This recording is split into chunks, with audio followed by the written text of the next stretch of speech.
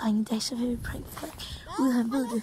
Han tror bare, at jeg er sådan herovre for sådan at gøre noget. Men ja, vi har tænkt os at prank ham med at holde ham op og sådan han flyver og alt muligt. Så skal nok blive grinerne. Jamen, jeg skal bare lige ordne noget på min mobil, Frederik. Det var bare derfor. Kom så. Okay, hallo, kan du lige godt? Jeg også kommer. Nej. Jo. Undskyld. Okay, jeg tænker bare, at vi vasker lejligheden. Nej. Det er fordi, jeg har set min mobil, det er bare fordi, at... Men det går den død i varme, eller hvad? Ja.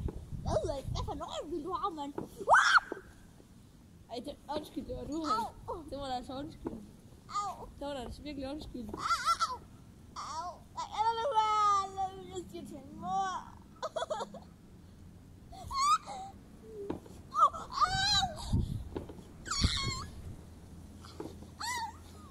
Hvorfor siger du au?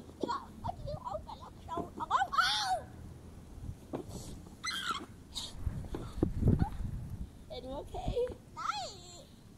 Skal jeg lige til min mor nu? Nej, det var du ikke. Det var du ikke.